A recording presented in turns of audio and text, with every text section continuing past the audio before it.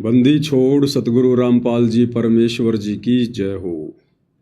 परम पिता परमात्मा सारी सृष्टि के रचनहार कुल मालिक असंख्य ब्रह्मांडों के स्वामी जगत गुरु तीनों लोकों में प्रवेश करके सबका धारण पोषण करने वाले राजाधिराज आत्माधार नाथों के नाथ देवों के देव महादेव सर्वेश्वर महेश्वर मृत्युंजय अजरो अमर आदि अनादि सनातनी प्रभु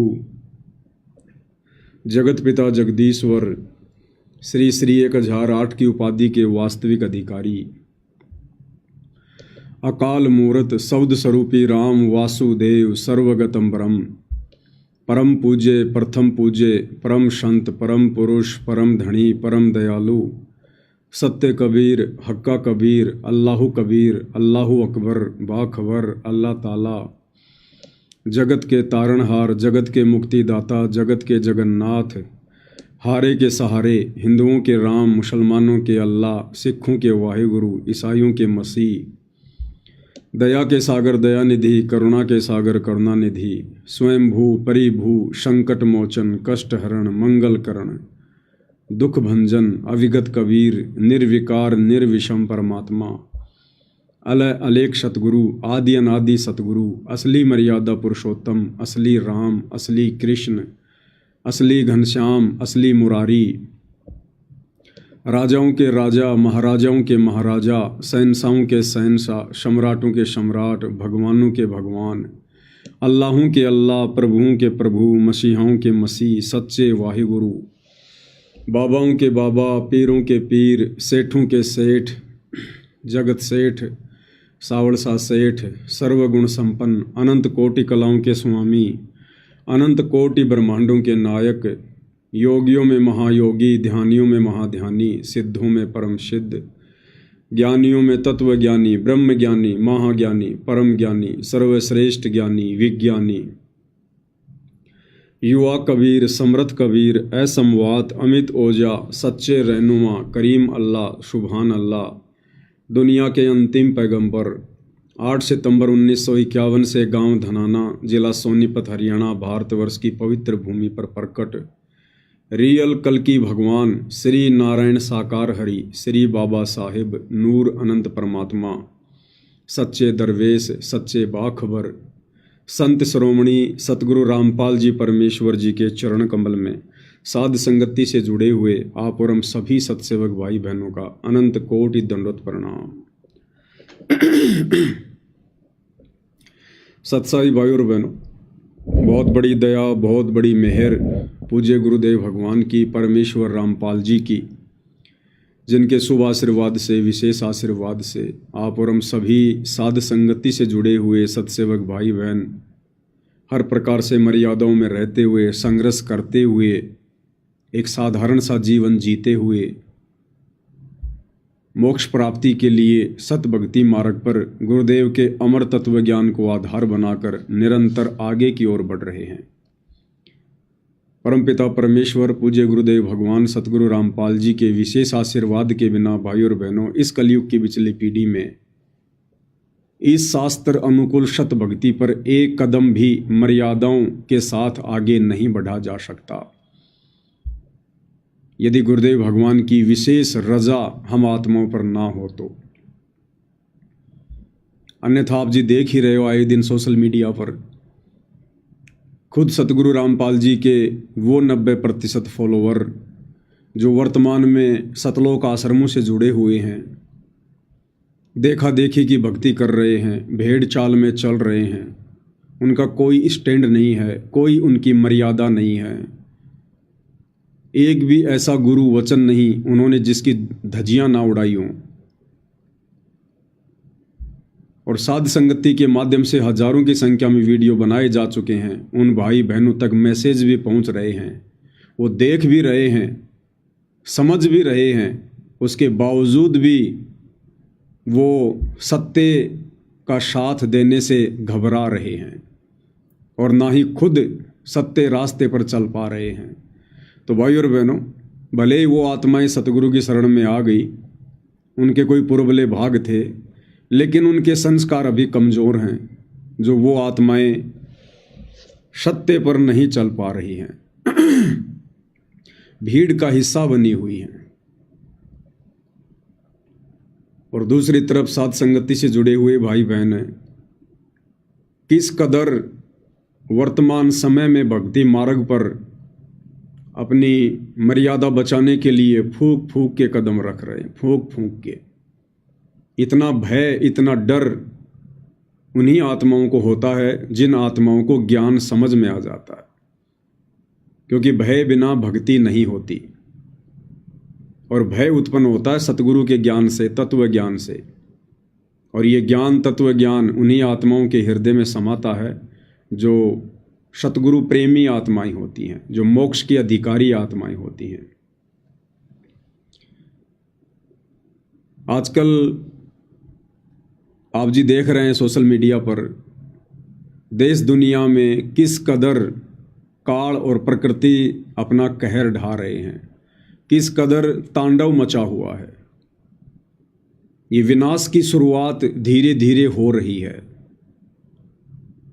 कुछ ही दिन पहले आपने पंजाब में देखा, पंजाब के अंदर क्या हालात हुए।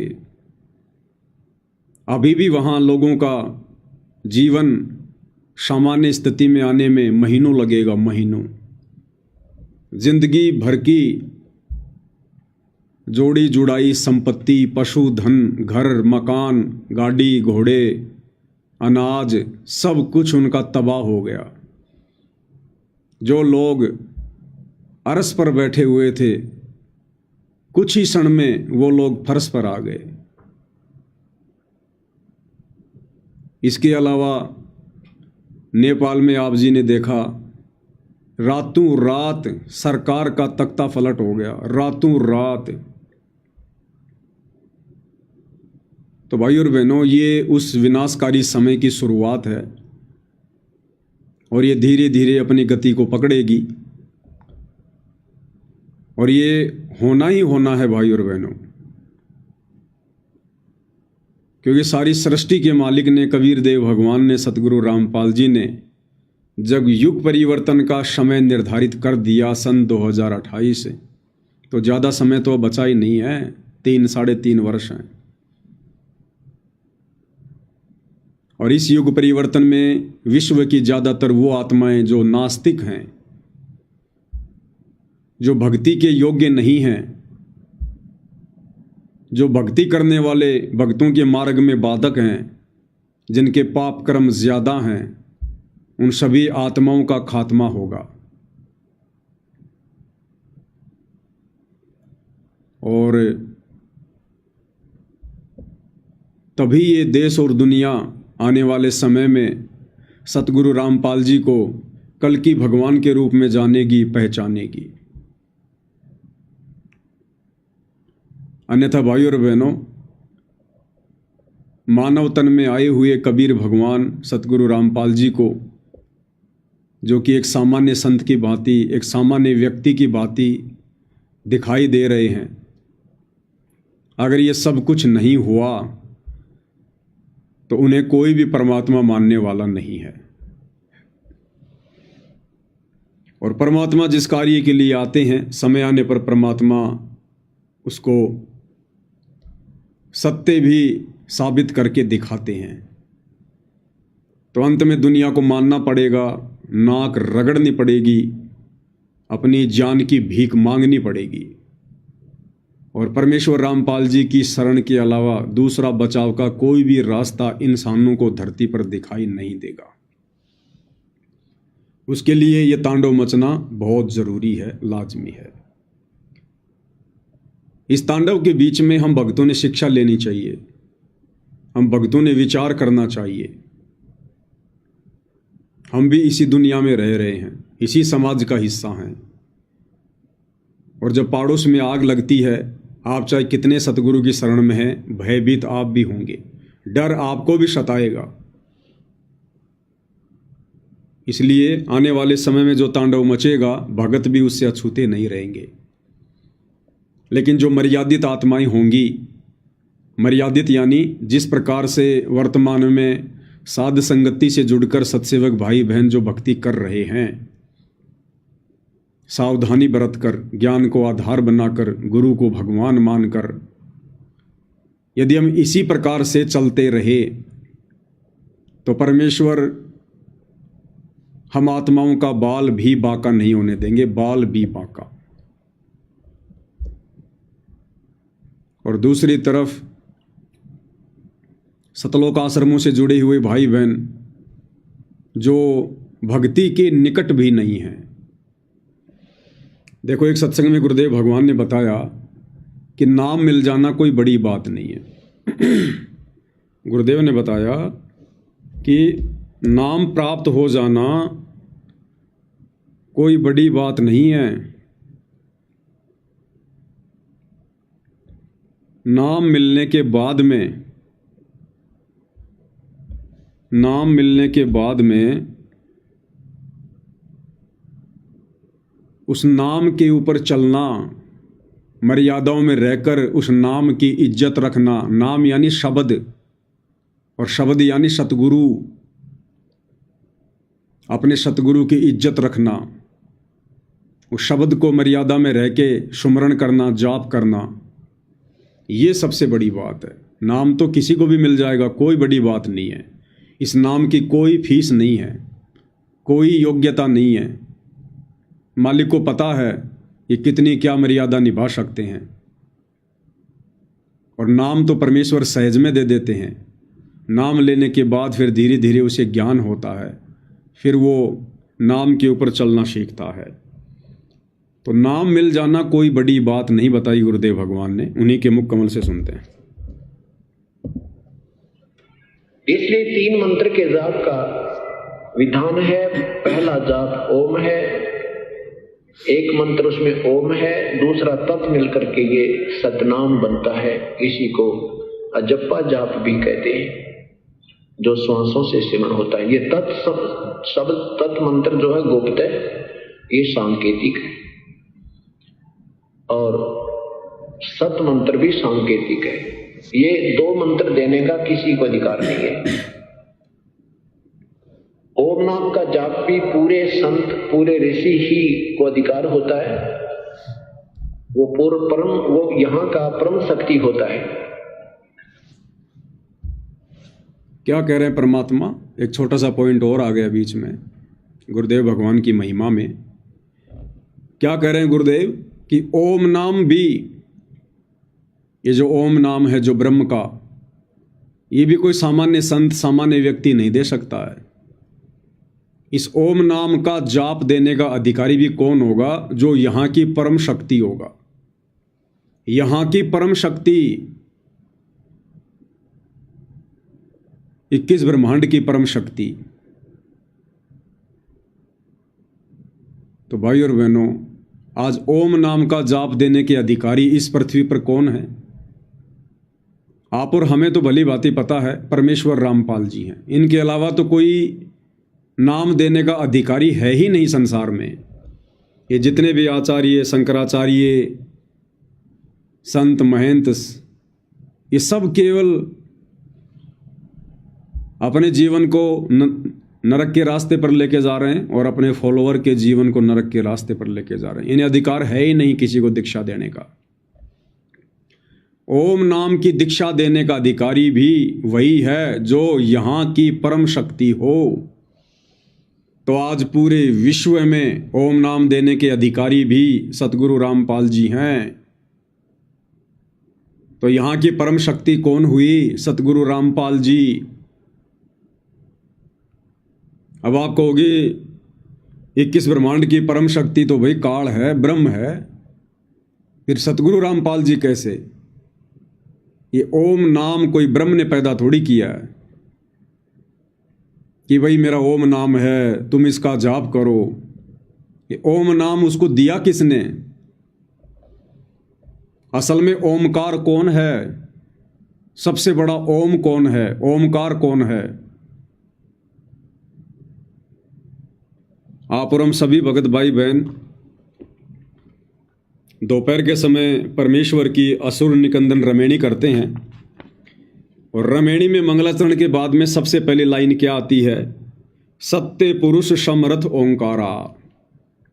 सत्य पुरुष समरथ ओंकारा, और सबसे बड़ा ओम भी कबीर भगवान है, सत्य पुरुष है, अदली पुरुष कबीर हमारा।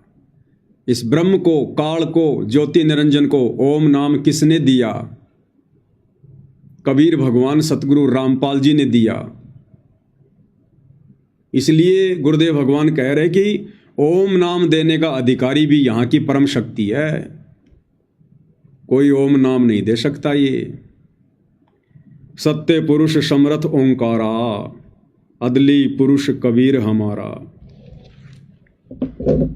तो क्या कह रहे हैं गुरुदेव कि ओम नाम देने का अधिकारी भी यहाँ की परम शक्ति होती है, अर्थात सतगुरु रामपाल जी ही परम शक्ति हैं तीनों लोकों में। ये तो केवल इनके नौकर हैं। 21 ब्रह्मांड का स्वामी काल एक नौकर बैठा रखा गुरुदेव भगवान ने यहाँ। 7 संख ब्रह्मांड का स्वामी अक्षर पुरुष एक नौकर बैठा रखा गुरुदेव ने। इसी असुर निकंदन रमणी में गुरुदेव भगवान क्या कहते हैं? परमात्मा कहते हैं कि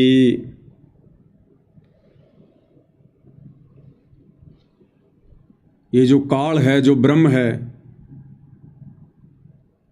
ये परमेश्वर का चेहरा है, चेहरा। धर्मराय आदि युगादि चेहरा, सुर असुरों का करे निबेरा। ये जो धर्मराय है, जो काल है, ये आदि युगादि चेहरा, ये परमेश्वर का नौकर है सदा से। सुर असुरों का करे निबेरा, अच्छी और बुरी आत्माओं का निर्णय करने के लिए एक जज के रूप में परमात्मा ने इसको यहाँ बैठा रखा, एक जेलर के रूप में। क्योंकि ये जो 21 ब्रह्मांड है, ये सतलोक की जेल है। जो आत्मा सतलोक में गलती करती है उसको सजा के लिए यहाँ 21 ब्रह्मांड में भेज दिया जाता है। ये काला पानी की सजा है। और यहाँ का एक जेलर बना दिया गुरुदेव ने, एक नौकर छोड़ दिया अपना। काल ब्रह्म धर्मराय आदि युगादि चेहरा और सुर असुरों का करे निबेरा, जो यहाँ पर सबको कर्मानुसार दंड देता है। तो सबसे बड़ी परम शक्ति स्वयं सतगुरु रामपाल जी भगवान, कबीर परमात्मा। देखो भाइयों और बहनों, इस ब्रह्म को जो ओम मंत्र दिया, ये भी कबीर भगवान सतगुरु रामपाल जी ने दिया। तो ये ओम मंत्र भी वैसे रियल में, असल में कबीर भगवान सतगुरु रामपाल जी का ही है, उन्होंने दिया। उसके बाद परमात्मा श्री ब्रह्मा जी को मिले, फिर उन्होंने ब्रह्मा जी को ओम मंत्र का जाप दिया। ब्रह्मा जी को तो उससे पहले पता ही नहीं था ओम क्या है। दिया किसने ओम नाम का जाप? हम तो कह देते हैं कि ओम नाम का जाप ब्रह्मा जी का है। अरे ब्रह्मा जी को दिया किसने? कबीर भगवान सतगुरु रामपाल जी ने, अग्नि ऋषि के रूप में, किसी युग में जोगजीत के रूप में, कभी सहजदास के रूप में जाते हैं परमात्मा। फिर विष्णु जी को परमात्मा ने हरियम नाम दिया। तो हरियम नाम कोई विष्णु जी ने पैदा थोड़ी किया, दिया किसने? कबीर भगवान ने गुरु रूप में। तो मंत्र किसका हुआ हरियम? कबीर भगवान का, सतगुरु रामपाल जी का। इसी प्रकार उन्होंने गणेश जी को किलियम दिया। तो गणेश जी ने थोड़ी पैदा किया किलियम, दिया किसने? कबीर भगवान सतगुरु रामपाल जी ने। तो असल में यह मंत्र है किसका? सतगुरु रामपाल जी भगवान का। ऐसे ही सोहम मंत्र परमात्मा ने शिव जी को दिया। तो देने वाला कौन? कबीर भगवान सतगुरु रामपाल जी। तो भाई और बहनों, जिसको शतनाम मिला हुआ है वो भाई बहन प्रथम नाम को हल्के में ना लें कि भाई ये प्रथम नाम तो देवी देवताओं के हैं।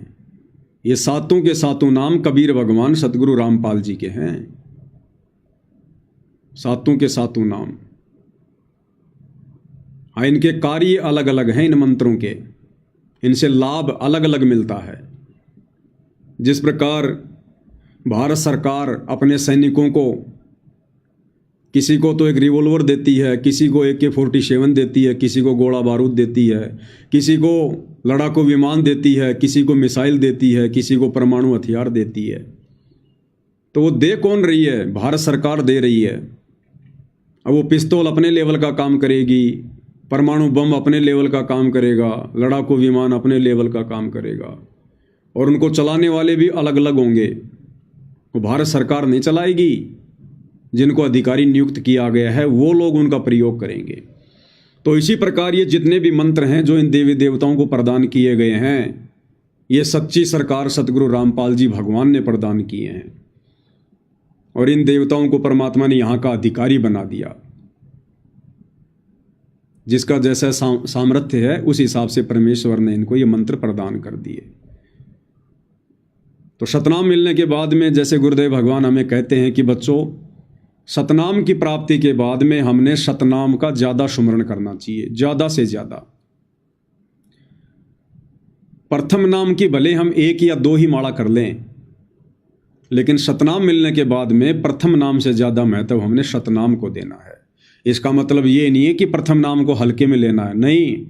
भले ही हम 1 ही माला करें प्रथम नाम के सतनाम मिलने के बाद में, लेकिन वो 1 माला भी बड़ी श्रद्धा से, जो विधि गुरुदेव ने बताई है, सुरती नृत्य और मन के साथ में, ये सोचकर कि ये मंत्र वास्तव में मेरे परमात्मा के हैं, मेरे गुरुदेव भगवान के हैं। इन मंत्रों का सुमरण भी मेरे गुरुदेव भगवान का सुमरण है, मेरे परमात्मा का सुमरण है।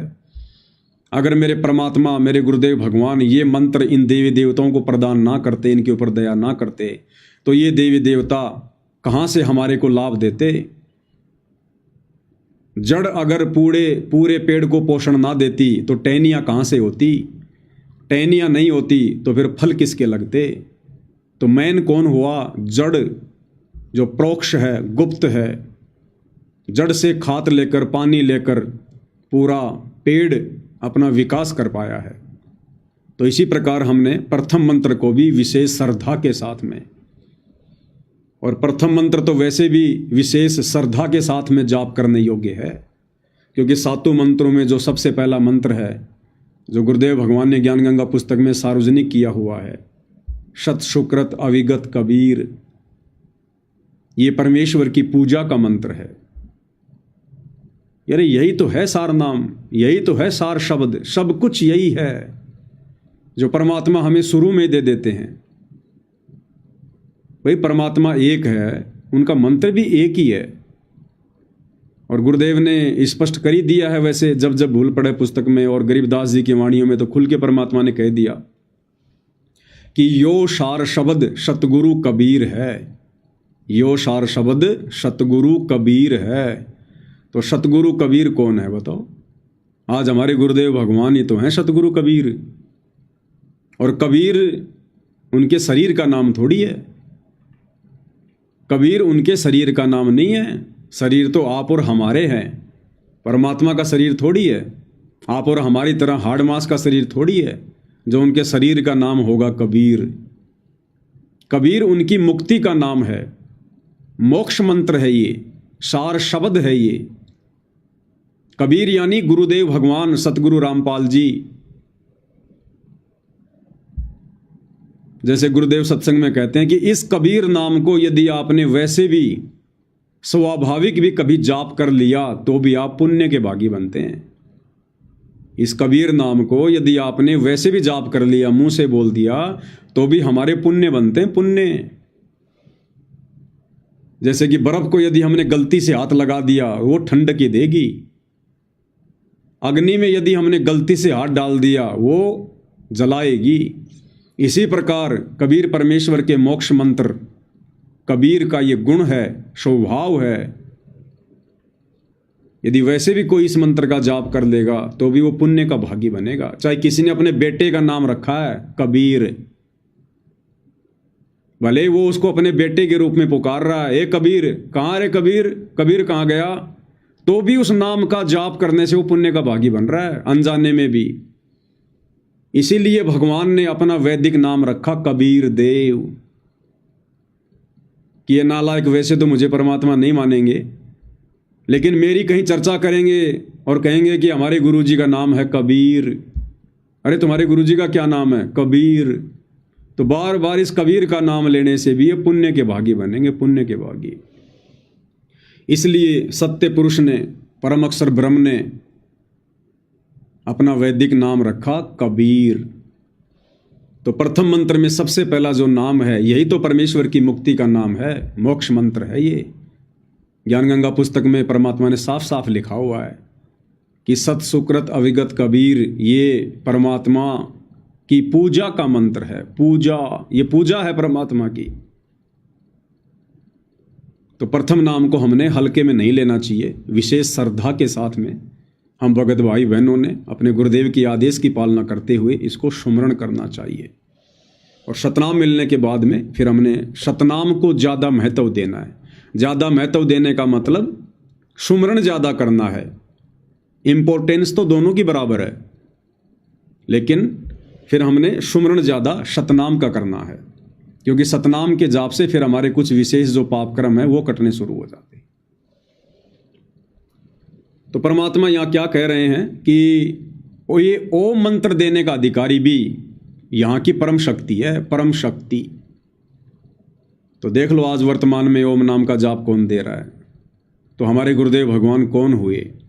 भाई और बहनों, प्रमाण ही प्रमाण हैं, सबूत ही सबूत हैं, लेकिन हैं सारे संकेतों में, हैं सारे संकेतों में। इसलिए गुरुदेव भगवान कहते हैं, सब सुमरे अपने अनुमाना तो गति लखी न जाए, और कहे कबीर कृपया कर जन पर ज्यों की त्यों समझाए। अपने अपने हिसाब से ज्ञानी बनेंगे तो कुछ नहीं समझ पाएंगे। जिस पर गुरुदेव भगवान रजा करेंगे वही आत्मा समझ सकती है, समझा सकती है। तो क्या कह रहे हैं गुरुदेव? ओम नाम का जाप देने का अधिकारी कौन है? पूरे ऋषि ही को अधिकार होता है।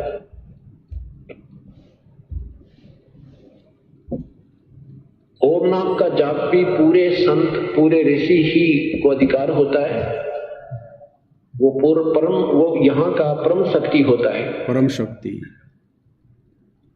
और पूर्ण परमात्मा स्वयं आते हैं या उसका अपना कोई दास भेजते हैं, उनको पूर्ण अधिकार होता है। वो तीनों मंत्र प्रदान कर सकता है।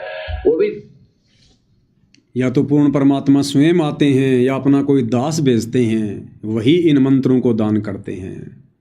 तो गुरुदेव भगवान अपने आप को छुपाएंगे, ये तो हम सबको पता है। सीधे सीधे तो नहीं कहेंगे कि वो परम शक्ति मैं ही हूँ, वो कबीर भगवान मैं ही हूँ। तो 21 ब्रह्मांड की परम शक्ति ही ये मंत्र दान कर सकती है। अब बताओ भाई और बहनों, फिर हम कैसे मान लें कि सतगुरु रामपाल जी मां के गर्भ से आए हैं? कैसे माने हम?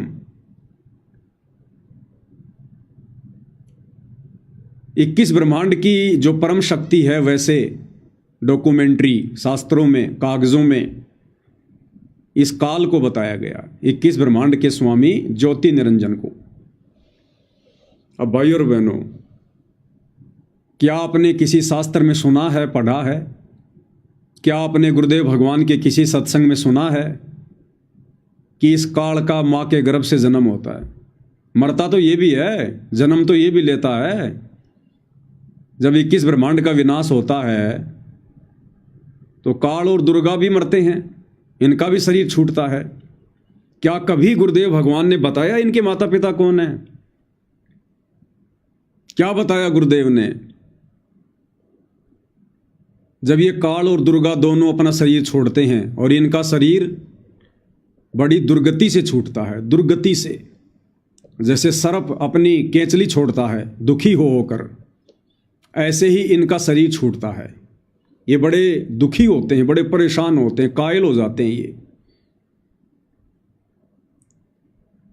और उसके बाद कबीर भगवान सत्य पुरुष सतगुरु रामपाल जी के आशीर्वाद से, उनके वरदान से काल और दुर्गा को पुनः शरीर मिलता है, युवा शरीर मिलता है इन दोनों को, युवा शरीर। इन दोनों को युवा शरीर मिलता है। ये किसी मां के गर्भ से जन्म लेकर पैदा नहीं होते काल और दुर्गा। क्या कह रहे हैं गुरुदेव भगवान, थोड़ा सुन लेते हैं एक बार। ब्रह्मा जी के 50 वर्ष पूरे हो चुके हैं, 51वां चल रहा है, वो 51 भी पूरे, शेष 49 भी पूरे होंगे और ब्रह्मा जी की मृत्यु होगी। फिर 7 ब्रह्मा की मृत्यु के बाद एक विष्णु की मृत्यु, 7 विष्णु की मृत्यु के बाद एक शिव की मृत्यु। ऐसे 70,000 बार ये इनकी जन्म मृत्यु एक होलेगी किसकी, शिव की। तो उसमें 49,000 बार तो विष्णु मर चुका होगा, और 49 को 7 से गुणा कर लो, 3 अरब कुछ 63 बार जो है ये ब्रह्मा मर चुका होगा। तब एक ब्रह्मांड नष्ट होगा और ब्रह्मलोक में रहने वाला ये काल मरेगा, ये इसकी मृत्यु होगी। फिर ये दूसरे लोक में, दूसरे ब्रह्मांड में चले ले जाएगा सारी सृष्टि प्राणियों को, और वहां कर्म परमात्मा की जो कर्म परमेश्वर ने इसके विषय में लिखा बनाया है सिस्टम, उसके आधार से ये फिर पुनर्जन्म होगा, इसका भी और दुर्गा का भी। पुनर्शरीर धारण करेंगे अपनी इच्छा से, जैसे शब्द शक्ति से। कैसे शब्द धारण करेंगे ये दोनों? परमात्मा ने एक वरदान दे रखा है इनको, ये पुनः अपनी इच्छा से शब्द शक्ति से शरीर धारण करते हैं दोनों। काल और दुर्गा बार बार मरते हैं, लेकिन किसी मां के गर्भ से जन्म लेकर उत्पन्न नहीं होते। अब सोचो भाई और बहनों, 21 ब्रह्मांड की परम शक्ति काल और दुर्गा, जब ये काल भी मां के गर्भ से जन्म लेकर पैदा नहीं होता, जन्म नहीं लेता, तो सतगुरु रामपाल जी भगवान जो इस काल के बंध से हमें छुड़वाएंगे, छुड़वाने के लिए आए हैं। अरे काल के बंध से कौन छुड़वा सकता है? जो काल से बड़ा होगा, जो काल से परम शक्ति होगी, काल से सर्वश्रेष्ठ जो शक्ति होगी, वही तो हमें काल के जाल से मुक्त करवाएगा। और जब ये काल ही मां के गर्भ से जन्म लेकर उत्पन्न नहीं होता, तो वो परम शक्ति सतगुरु रामपाल जी भगवान जो काल के सिर पर पैर रखवा कर हमें शतलोक लेकर जाएंगे, क्या वे सतगुरु रामपाल जी भगवान मां के गर्भ से जन्म लेकर आएंगे? ये कॉमन सेंस की बात है, कॉमन सेंस की बात है। इससे भी हमारा विश्वास दृढ़ होना चाहिए कि गुरुदेव भगवान भले अपने आप को छुपाकर कुछ भी कहें कि मेरा तो जन्म हुआ है, मेरा किसान परिवार में जन्म हुआ है, मेरी माता जी का नाम इंद्रो देवी है, मेरे पिताजी का नाम नंदराम है, वे चाहे कुछ भी कहें, जो मर्जी कहें, लेकिन आप और हमारे लिए क्या गाइडलाइन है? आप और हमारे लिए गाइडलाइन है कि गुरु मानुष कर जानते वो नर कहिए अंध, ओवें दुखी संसार में आगे काल के फंदे। आप और हमने गुरु को मानुष मानने की गलती नहीं करनी, क्योंकि जो मां से जन्म लेता है उसको मानुष कहते हैं। तो विचार करने की बात है, जब ये काल ही मां के गर्भ से जन्म नहीं लेता, ये दुर्गा ही मां के गर्भ से जन्म नहीं लेती, तो काल और दुर्गा से ऊपर जो परम शक्ति, जो इस ओम नाम के जाप को देने की अधिकारी है, इस ब्रह्मांड की परम शक्ति, क्या वो मां के गर्भ से जन्म लेकर आएगा? इसलिए जो भगत भाई बहन अपने गुरुजी के विषय में ऐसी घटिया सोच रखते हैं कि गुरुजी का जन्म हुआ है, वो भक्ति योग्य भगत नहीं है, वो भक्ति योग्य प्राणी नहीं है, मोक्ष के अधिकारी प्राणी नहीं है वो।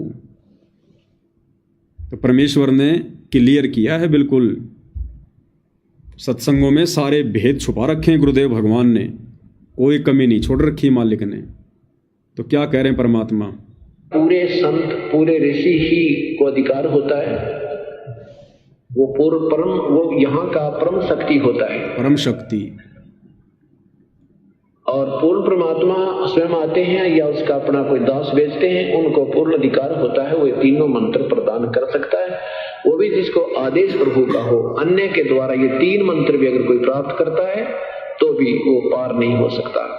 इन तीनों मंत्रों के प्राप्त होने के उपरांत भी अगर कोई आप मर्यादा भंग कर दोगे, नियम में नहीं रहोगे, तो भी आप फेल हो जाओगे। ऐसा तीनों मंत्र प्राप्त करने के बाद भी यदि आप कोई नियम भंग कर दोगे, मर्यादा तोड़ दोगे, आपकी श्रद्धा में कोई कमी रही, यदि आपने गुरु को मानुष माना, गुरु के अलावा किसी और में परमात्मा देखा, तो भी हम यहीं रह जाएंगे। और आगे फिर गुरु जी क्या कह रहे हैं? परमेश्वर कह रहे हैं कि नाम मिल जाना कोई बड़ी बात नहीं है, पर अपॉइंटमेंट होगी तो फिर वो डिसमिस से ना होगा। तो ये अनजानपने हम कर करके अभी फेल होते रहे। हमने अंतिम श्वास तक मर्यादा में रहते हुए अपनी मजदूरी करनी है, तभी हमें ये मजदूरी का प्रतिफल मिलेगा। नहीं तो अब्सेंट लग जाएंगी और तनख्वाह मिलेगी उस दिन बहुत कम पैसे मिलेंगे। इसलिए हमें सावधानी बहुत रखनी पड़ेगी। नाम ले लेना कोई बड़ी बात नहीं। क्या कह रहे हैं गुरुदेव? नाम ले लेना कोई बड़ी बात नहीं। ध्यान से सुन लो। रखनी पड़ेगी। नाम ले लेना कोई बड़ी बात नहीं, क्योंकि आपके पुण्य बहुत अच्छे हैं जो परमात्मा ने स्वीकार किया। उपदेश मिल गया, उसके बाद मर्यादा बहुत जरूरी है, बहुत आवश्यक है। मर्यादा में नहीं रहे तो सारा काम फिर बिगड़ जाएगा। जैसे माता गर्भ को रखे यत्न बनावे,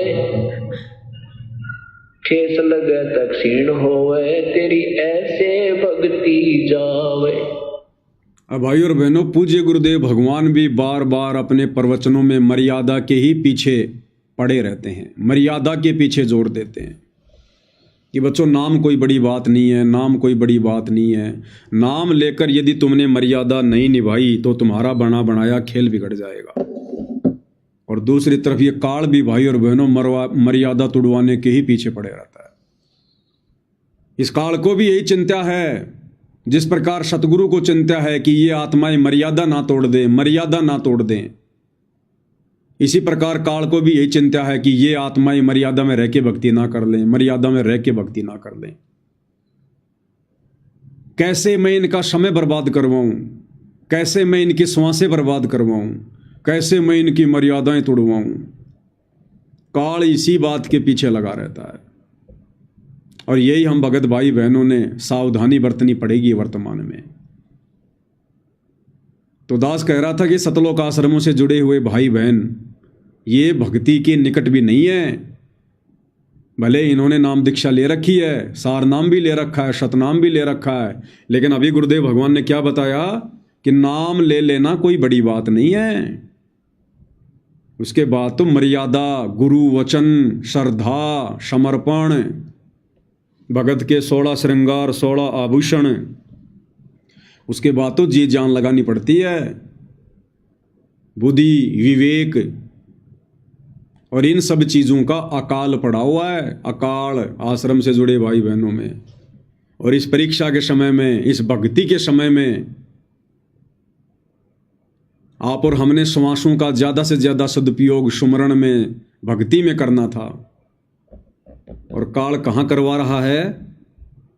एक छोटा सा वीडियो दिखाते हैं आपको।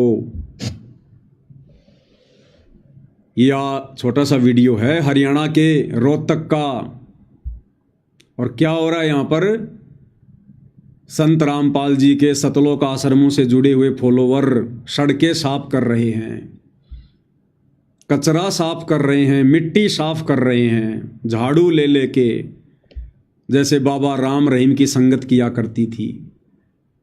अरे बाबा राम रहीम की संगत तो कर सकती है, कोई बड़ी बात नहीं है, क्योंकि उनके पास में सतनाम नहीं है, उनको सतलोक नहीं जाना, उनके गुरु तत्वज्ञानी नहीं है, उनके गुरु ने उन आत्माओं को श्वासों की और समय की कीमत नहीं समझाई। तो वो आत्माएं तो कर सकती हैं ये काम समाज की वाहवाही लूटने के लिए, लेकिन सतगुरु रामपाल जी परमेश्वर जी के भक्ति मार्ग में ये फालतू के कार्य करना ये भक्ति नियमों के विरुद्ध है। परमेश्वर सतलोक से चलकर हमारे से रोड़े साफ करवाने के लिए नहीं आए। देखिएगा किस प्रकार से अपनी अज्ञानता का प्रमाण दे रहे हैं, मूर्खता का प्रमाण दे रहे हैं। सतगुरुदेव जी की जय। परमात्मा की कृपा से आज रोहतक के जीन चौक पर संत रामपाल जी महाराज जी के अनुयायियों के द्वारा सफाई अभियान चलाया जा रहा है, जिसमें बड़ी तादाद में माताएं बहनें भी हैं और भगत भी आए हुए हैं और बहुत जोरों शोरों से सफाई अभियान चलाया जा रहा है ताकि लोगों में भी सफाई को लेकर, स्वच्छता को लेकर और समाज सेवा को लेकर एक जागरूकता फैल सके। तो संत रामपाल जी महाराज के अनुयायी जहां भी समाज सेवा का अवसर होता है सबसे अग्रणी रहते हैं और समाज सेवा करके समाज के प्रति अपनी जिम्मेदारी भी निभाते हैं।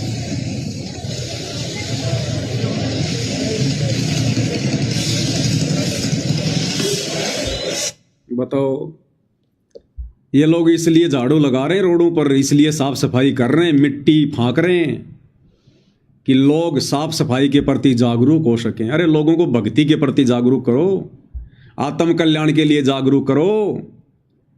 ये मिट्टी तो एक दिन बाद में फिर रोड पर जमा हो जाएगी,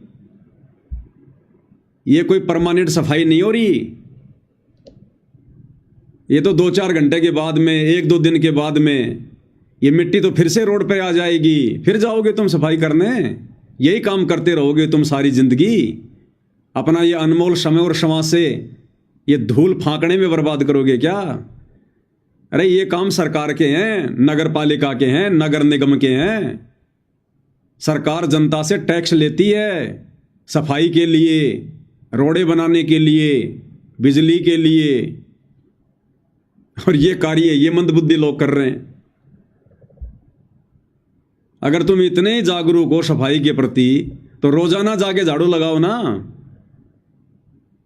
ले लो सारे सरकार का ठेका, तुम्हें ले लो झाड़ू का, पूरे शहर का ठेका तुम्हें ले लो साफ सफाई करने का, क्योंकि भक्ति तो तुम्हारे को करनी नहीं है, बकवास तुम्हारे को अच्छी लगती है। तो काल भाई और बहनों, देखो इन आत्माओं से कहां समय का दुरुपयोग करवा रहा है, ये सफाई करवा के क्या मिलेगा इनको? सफाई करके शहर में रोजाना सफाई होती है, गाड़ियां आती हैं सरकार की कचरा उठाने के लिए, और एक दिन की सफाई से क्या भला हो जाएगा? लेकिन इनका कितना बड़ा नुकसान हो गया। उस शहर का तो भला हो ना हो, लेकिन इन आत्माओं का कितना बड़ा नुकसान हो गया। एक एक श्वास की कीमत है, एक एक श्वास की कीमत है। इसलिए भाई और बहनों, दास बार बार कहता है कि ये लोग भक्ति के निकट भी नहीं है, भक्ति के निकट भी। अभी ये लोग मान बढ़ाई में फंसे हुए हैं, अहंकार में फंसे हुए हैं, पब्लिसिटी में फंसे हुए हैं, मर्यादा इन सब की टूटी हुई है, बुद्धि पे इनके काल बैठा है, ढंग का काम कोई करने नहीं देगा।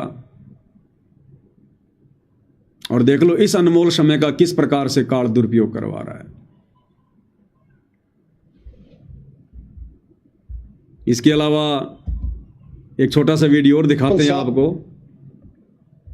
हरियाणा के कुछ जिलों में बाढ़ आई हुई है, 2-3 गांव बताए, उनमें एक ये गुराना है, कि डुराना गांव है, इसमें भी बाढ़ का पानी आया हुआ है।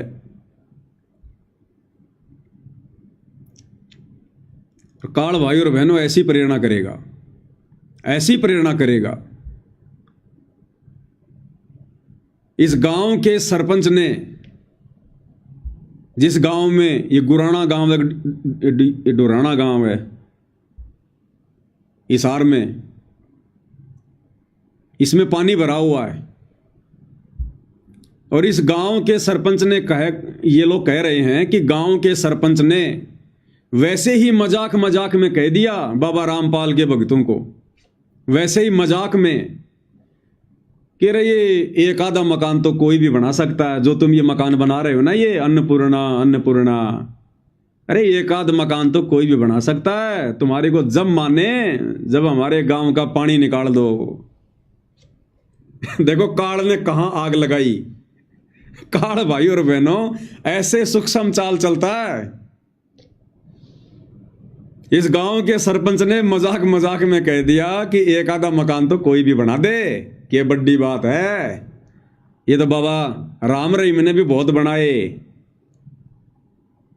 मारे गांव का बाढ़ का पानी बाहर निकालो तब जाने। बस इतना ही कहना था। और ये शतलोक आश्रम वाले पहुंच गए वहां पर उस गांव में, बोले जी क्या समस्या है आपकी? उन्होंने कह दिया गांव में पानी भरा है, फसलें बर्बाद होंगी, निकालो इस पानी को। तो ये क्या कह रहा है कि मात्र 1.5 घंटे के अंदर, मात्र 1.5 घंटे में सरपंच जी ने मजाक किया था और मात्र 1.5 घंटे में हमारी प्रार्थना का जवाब आ गया। इन लोगों ने कहा जी हम हमारे गुरुजी से प्रार्थना लगाएंगे, और 1.5 घंटे के अंदर इन लोगों ने जवाब दे दिया कि हमारे गुरुजी का आदेश आ गया कि उस गांव की मदद करो, उस गांव का सारा पानी बाहर निकालो। मात्र 1.5 घंटे के अंदर। और भगत समाज के ज्योति पाठ और दान का 50 लाख रुपया पाइप में और मोटर खरीद कर इस गांव को देने में बर्बाद कर दिया इन आश्रम वालों ने। बर्बाद, इसको बर्बाद ही कहेंगे हम भक्ति मार्ग के हिसाब से। इस गांव के हिसाब से तो बहुत बढ़िया काम हो गया, परंतु भक्ति मार्ग के हिसाब से अगर देखा जाए तो जो पैसा बेचारे भक्तों ने अपनी आत्मा के कल्याण के लिए, अपने यज्ञ संपूर्ण करवाने के लिए ज्योति के नाम पर दिया था, पाठ के नाम पर दिया था, तो ज्योति के पैसे की ज्योत जलनी चाहिए, पाठ के पैसे का पाठ होना चाहिए। और यहां वो भक्तों का पैसा कहां बर्बाद कर दिया इन्होंने? इस गांव के लिए 50 लाख रुपए की मोटर और पाइप खरीद कर देने के लिए। क्या कह रहे हैं भाई साहब, सुनिएगा कि हम लोगों ने तो मजाक मजाक में कहा था और इन्होंने तो 1.5 घंटे में बोले जी यो काम हम कराएंगे, अब सारा का सारा तुम्हारा। क्या कह रहा है? साहब ने एक हंसी मजाक के तरीके से ये बात कही होगी शायद। ये कह रहा, ये सरपंच प्रतिनिधि है वहां का, और ये कह रहा कि सरपंच साहब ने एक हंसी मजाक के हिसाब से बात कही थी और इन्होंने तो सीरियस ले लिया उस बात को। साहब ने एक हंसी मजाक के तरीके से ये बात कही होगी शायद कि भाई एक मकान तो कोई भी बना दे, मेरा तो गांव बाढ़ से पीड़ित है, आप गांव का पानी उतारो। तो फिर कमेटी ने कहा सरपंच साहब हम जरूर आपकी जो ये प्रार्थना है ये संत रामपाल जी महाराज को पहुंचा रहे हैं। तो 1.5 घंटे में ही रिस्पॉन्स आ गया और टीम ने वापस पूरे गांव में कहा कि भाई हम आपको आपकी डिमांड बताओ क्या है। पूरी ग्राम पंचायत ने कल ये डिमांड दी और आज 24 घंटे के अंदर, इतना जल्दी तो मतलब प्रशासन ने मारा है, पिछले 6-7 दिन हो गए प्रशासन ने लगे हुए, इतनी जल्दी तो प्रशासन ने भी मदद नहीं पहुंचाई जितनी जल्दी संत रामपाल महाराज जी ने जो गांव की मदद करने का। देखा भाई और बहनों, काल ऐसे सूक्ष्म चाल चलता है, भक्तों का पैसा भी बाढ़ में लगवा दिया, भक्तों का समय भी बर्बाद करवा दिया। कह रहा कि 1.5 घंटे में हमारी प्रार्थना का जवाब आ गया। 1.5 घंटे में, हमने तो खाली मजाक मजाक में कहा था। और ये होते हैं आदेश जो हमें सुनाया जाता ना कि गुरुजी का आदेश आ गया, गुरुजी का आदेश आ गया। ऐसे आदेश आते हैं गुरुजी के, गुरुजी की तरफ से कोई आदेश नहीं आता, ये जबरदस्ती के आदेश लिए जाते हैं गुरुजी से। अरे गांव वाले तो पता नहीं क्या डिमांड करेंगे, गांव वाले तो पता नहीं क्या क्या मजाक करेंगे। हम भगत मूर्ख हैं क्या जो हर किसी की बात को उठाकर अपने गुरुजी के चरणों में रख देंगे? गांव वाले तो कल को कहेंगे हमारे गांव में शराब का ठेका नहीं है, एक मकान तो कोई भी बनवा दे, एक शराब का ठेका बनवा के दिखाओ। तो क्या ये प्रार्थना तुम गुरुजी के चरणों में लगाओगे क्या? अरे ये गांव का पानी निकालना है कि नहीं निकालना, ये प्रशासन का काम है, सरकार का काम है। टैक्स लेती है गवर्नमेंट। इस गांव ने वोट दिए, एमएलए बनाए, मंत्री बनाए, प्रधानमंत्री बनाए हैं, ये प्रशासन का काम था। और इनके कर्म, इस गांव वालों के कर्म, इनका पानी निकलता या नहीं निकलता, हम भक्तों ने कोई ठेकेदारी ले रखी है भाई? अरे आने वाले समय में तो ये कर्म की मार नगर नगर पे पड़ेगी, गांव गांव पे पड़ेगी, पूरे विश्व पे पड़ेगी। तुम किस किस का पानी निकालोगे भाई? तुम किस किस की मोटर लगाओगे, किस किस का पानी लगाओगे, ये कर्म की मार तो पूरे विश्व पे पड़ेगी भाई। और तुम आगे से आगे बढ़कर इनकी मदद कर रहे हो, ये क्यों भक्ति करेंगे भाई? अरे इनके ऊपर तुम आपत्ति तो आने नहीं दे रहे, और जब आपत्ति नहीं होगी, परेशानी नहीं होगी, तो भक्ति कौन करेगा, कौन नाम लेगा? तो ये भाई और बहनों जबरदस्ती काल फंसा रहा है। इन कुपात्रों को जो पैसा दिया है भगत समाज ने ज्योति और पाठ का इस परीक्षा के समय में, उसका दुरुपयोग करवा रहा है काल।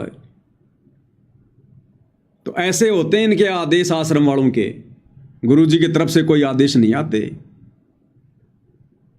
इन्होंने जबरदस्ती जाकर प्रार्थना लगाई है कि गुरु जी ऐसे ऐसे उस गांव में पानी भर गया, और गांव वाले कह रहे हैं कि हमारा पानी निकालो। तो भैया परीक्षा का समय है, परीक्षा के समय में विद्यार्थी टीचर से कहेगा कि गुरुजी मैं भारत की राजधानी दक्षिणी अफ्रीका लिख दूं क्या? तो गुरु कहेगा बेटा लिख दे, देरी मत कर। गुरु सच्ची नहीं बताएगा परीक्षा के समय में। विद्यार्थी जैसा चाहेगा वैसा ही जवाब देगा गुरु। तो ये हैं इनके आदेश, जिन आदेशों पर आंख बंद करके ये नादान संगत चल रही है, अपना समय और क्षमा से बर्बाद कर रही है। और दूसरा विचारणीय विषय भाई और बहनों, दूसरा विचारणीय विषय, अगर तुम्हारी आंखें खुल जाएं तो बेचारा दुखी भगत समाज जब अपनी प्रार्थना लगाता है तो क्या कहा जाता है? भगत जी आपकी प्रार्थना का जवाब 3 दिन बाद आएगा, 2 दिन बाद आएगा, 24 घंटे बाद फोन करना, फलानी तारीख को फोन करना। जो बेचारा भगत समाज भक्ति कर रहा है, इन आश्रम वालों को बकवाद करने के लिए धन दे रहा है, उन बेचारे भक्तों की प्रार्थना का जवाब तो 3 दिन में, सप्ताह भर में। और ये गांव वाले निगुरे भक्तिहीन प्राणी,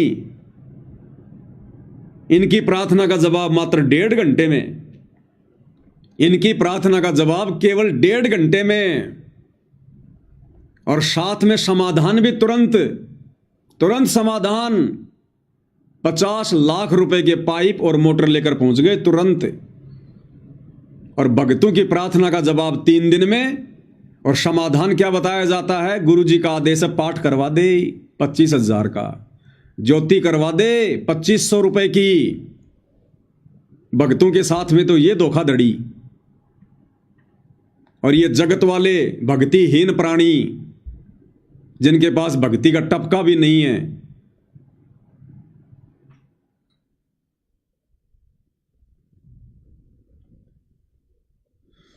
क्या वो लाइट गई क्या?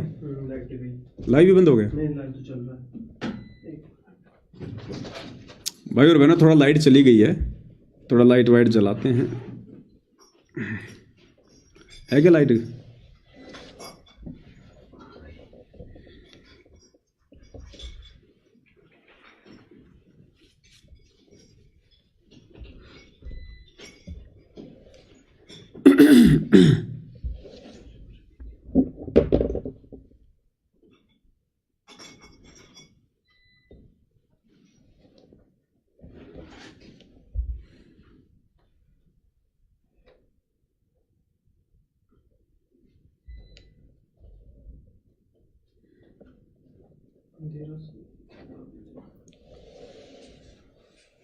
कोई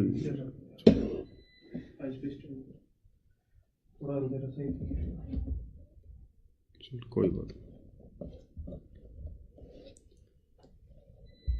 तो भाई और बहनों, बेचारे भोले भाले भगत जो परमात्मा की भक्ति कर रहे हैं, इन आश्रम वालों को बकवाद करने के लिए ज्योति पाठ और दान का पैसा दे रहे हैं। इनके एक इशारे पर रोडों की सफाई करते हैं, धूल फांक रहे हैं, राजनेताओं की रैलियों में जाकर अपना जीवन बर्बाद कर रहे हैं। जब वो भगत प्रार्थना लगाते हैं तो उनकी प्रार्थना का जवाब तो 3 दिन बाद आता है। और समाधान क्या बताया जाता है? 25,000 का पाठ करवा दे, 2500 रुपए की ज्योति करवा दे। और ये जगत वाले भक्तिहीन प्राणी इनकी प्रार्थना का जवाब, हंसी मजाक में लगाई गई प्रार्थना का जवाब मात्र 1.5 घंटे में। और समाधान क्या होता है? 50 लाख रुपए। लो जी, हमारे गुरुजी की तरफ से 50 लाख रुपए। तो भाई और बहनों, ये तो वो कहावत हो गई जो गुरुदेव अपने सत्संगों में बताते हैं कि बच्चों, वो किसान मूर्ख है जो बिना दूध देने वाली गाय को या भैंस को दूध देने वाली भैंस की खुराक खिला रहा है। तो जो दूध देने वाली गाय हैं, बेचारे भगत, उनको तो सूखी घास डाली जा रही है, और जो बाखड़ी गाय हैं जो दूध नहीं देती, उनके ऊपर 50-50 लाख रुपए वारे जा रहे हैं। इसलिए भगवान कहते हैं, निरंजन धन तेरा दरबार, यहां तनिक ना न्याय विचार। निरंजन धन तेरा दरबार, यहां तनिक ना न्याय विचार। ये भगत समाज ने विचार करना पड़ेगा। ये हम भगतों के काम नहीं थे, ये प्रशासन का काम है। पानी निकालना, मोटर लगाना, हमने बैठ के चुपचाप अपनी भक्ति करनी है।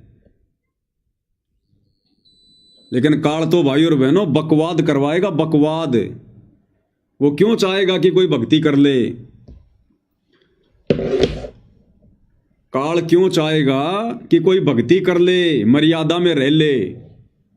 तो काल तो भाई और बहनों बकवाद करवाएगा, बकवाद। इसलिए दास कह रहा है कि ये लोग भक्ति के निकट भी नहीं है, भक्ति के निकट भी। ये क्या जवाब देंगे आने वाले समय में, जब इनका परमात्मा से आमना सामना होगा, जब इस परीक्षा का रिजल्ट आएगा, तब ये क्या मुंह लेके खड़ा होंगे अपने गुरुदेव भगवान के सामने।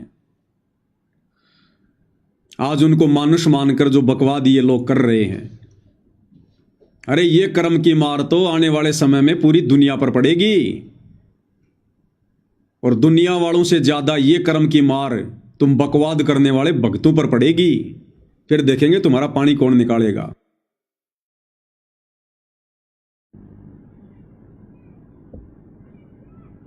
तो कल को जब गुरुदेव भगवान आएंगे, क्या मुंह लेकर खड़े होंगे ये लोग?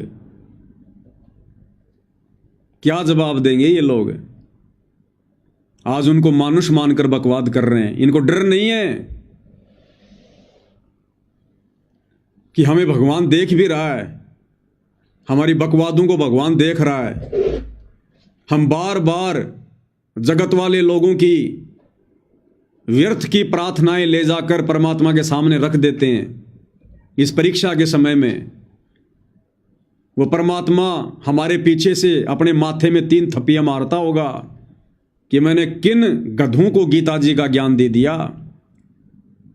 ये गीता ज्ञान, ये तत्व ज्ञान अगर मैं किसी गधे को देता तो 30 साल में तो वो भी बैकुंठ जाने को तैयार हो जाता, और ये तो नरक की तैयारी कर रहे हैं, नरक की तैयारी।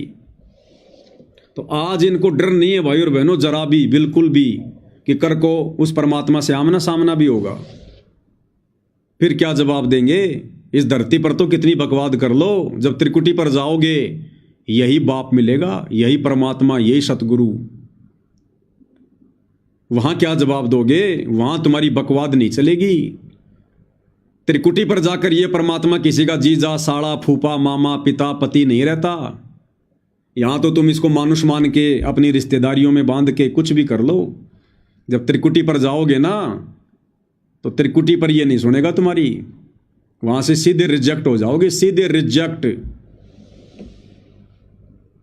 और ये काल हमें यहां पर बांध रहा है। ये दोगला आचरण, भक्तों को 25,000 का पाठ और 3 दिन में प्रार्थना का जवाब, और जगत वालों की प्रार्थना का जवाब 1.5 घंटे में, और 50 लाख रुपए की मदद। इसलिए भाई और बहनों, अपने एक शब्द में पूज्य गुरुदेव भगवान ने हमें चेताया है, हमें बताया है। गुरुदेव भगवान ने बताया कि एक बार मीराबाई जब नगरी को छोड़कर भक्ति के लिए वृंदावन चली गई थी, तो साधु संतों के साथ में रहने लगी, वहीं सोने लगी। हालांकि देख रेख उसकी परमात्मा कर रहे थे, अपनी आत्माओं के साथ परमात्मा रहते हैं, भले हमें ना दिखाई दे। तो मीराबाई राजघराने से थी, राठौड़ परिवार से थी, शकल से भी सुंदर थी, युवा थी। तो जहाँ वो रह रही थी वृंदावन में, वहाँ एक निकम्मे संत की कुदृष्टि पड़ गई। रात्रि को सोते समय वो मीराबाई के साथ में बकवाद करने की कोशिश करने लगा। तो मीराबाई ने जैसे तैसे करके अपनी इज्जत बचाई और दूसरे दिन जब प्रवचन हो रहा था, वो व्यक्ति वहाँ आगे बैठा हुआ था और जब मीराबाई का नंबर आया और जब मीराबाई सत्संग करने लगी तो उस व्यक्ति ने पहचान लिया कि ये तो वही है रात वाली, और तूने तो इसके साथ में बकवाद करनी चाहिए थी और अब ये सबके सामने बताएगी और यहाँ लोग तेरी जूतों से पिटाई करेंगे। तो मीराबाई को देखते ही उस निकम्मी आत्मा ने, जो सबसे आगे बैठा हुआ था, उसने नीची गर्दन कर ली, नीची शर्मा गया, वो पानी पानी हो गया, पसीना आ गया। तो मीराबाई उसको क्या कहने लगी, सत्संग में तू शर्मावे तेरे माड़े भाग से भाई रे, जहां ब्रह्मा विष्णु महेश देखे थे तनकती शर्म ना आई रे। सत्संग में तू शर्मावे तेरे माड़े भाग से भाई रे, जहां ब्रह्मा विष्णु महेश देखे थे तनकती शर्म ना आई रे। ठीक इसी प्रकार भाई और बहनों, जब कल गुरुदेव भगवान के आगे इन सतलोक आश्रम वालों का आमना सामना होगा, जब परमात्मा सवाल जवाब करेगा, या त्रिकुटी पर जब सतगुरुदेव भगवान से आमना सामना होगा, सवाल जवाब होंगे, तब ये क्या जवाब देंगे? ये भी उस निकम्मी आत्मा की तरह शर्माएंगे, पसीने पसीने हो जाएंगे कि जिस समय तुम बकवाद कर रहे थे तब तुम्हारे को शर्म क्यों नहीं आ रही थी? ये कौन से भक्ति कार्य थे? परमात्मा कहेगा, जब मैं नीचे ज्ञान दे रहा था, सतगुरु बन के गया था। देखना भाई, फिर से गई लाइट।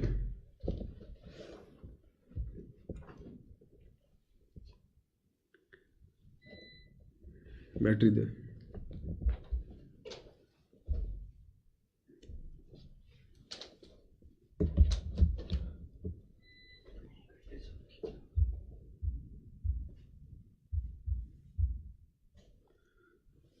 तो जब हम कल को त्रिकुटी पर जाएंगे तब यही सतगुरुदेव भगवान मिलेंगे और वहां सवाल जवाब करेंगे। फिर नीची गर्दन हो जाएगी। नीची गर्दन क्या जवाब देंगे हम, जो आज ये बकवाद कर रहे हैं, भगत समाज का समय बर्बाद करवा रहे हैं, भगत समाज का पैसा बर्बाद करवा रहे हैं, रोडों की सफाई करवा रहे हैं फालतू में, व्यर्थ में। अरे ये समय भक्ति करने का था, परमात्मा में ध्यान लगाने का था, गुरु को प्रसन्न करने का था। और गुरु प्रसन्न रोडों पर झाड़ू लगाने से नहीं होता। गुरु प्रसन्न होता है मर्यादा में रहकर भक्ति करने से, बुद्धि विवेक का इस्तेमाल करने से। ये गांव का पानी तो आज नहीं तो 2 दिन बाद में सरकार निकाल देती, नहीं तो गांव वाले खुद अपनी व्यवस्था करते। वो तुम्हारे भरोसे बैठे रहते क्या? उन्होंने तो खाली एक मजाक किया था, कोई सीरियस होकर थोड़ी कहा था गांव वालों ने कि तुम पानी निकालो ही, तुम पानी नहीं निकालोगे तो गांव वाले मर जाएंगे, ये थोड़ी कहा था। हंसी मजाक में कहा था, अन्यथा गांव वालों ने तो अपनी व्यवस्था करनी थी भाई। तुम ना करते, वो तो करते ही करते अपनी। लेकिन काल ने बीच में टांग फंसवा दी, बीच में टांग जबरदस्ती। उसने तो मर्यादा तोड़वानी है, मर्यादा। तो कल को फिर क्या जवाब दोगे? फिर परमात्मा भी यही कहेगा, सत्संग में तू शर्मावे तेरे माड़े भाग से भाई रे, जहां ब्रह्मा विष्णु महेश देखे थे तनकती शर्म ना आई रे। कि हे नालायक आत्माओं, जिस समय तुम बरवाला कांड के बाद ये बकवादे कर रहे थे, उस समय मैं हिसार जेल में बैठा बैठा सब कुछ देख रहा था। तब तुम्हें शर्म क्यों नहीं आई?